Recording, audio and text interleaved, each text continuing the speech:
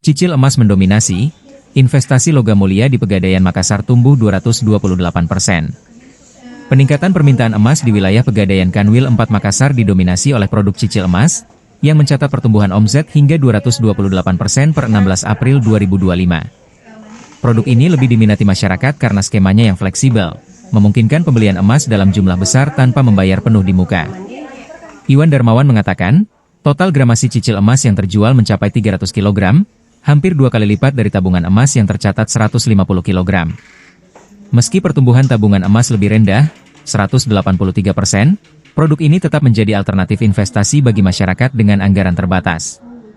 Iwan menekankan, tabungan emas menawarkan fleksibilitas karena dapat dimulai dari nominal kecil, sehingga cocok untuk berbagai kalangan.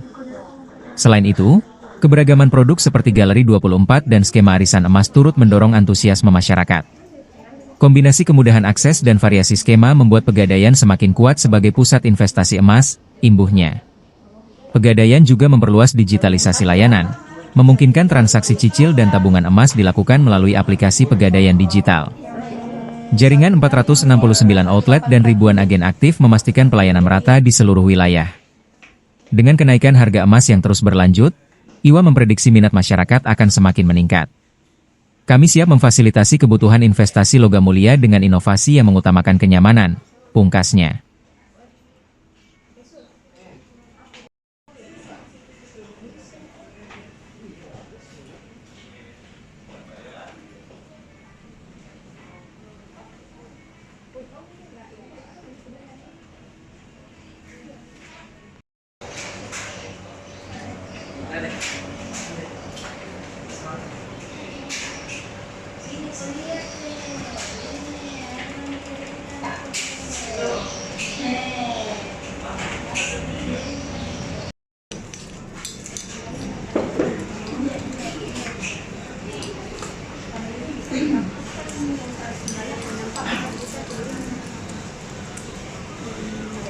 Download Tribun X sekarang, menghadirkan lokal menjadi Indonesia.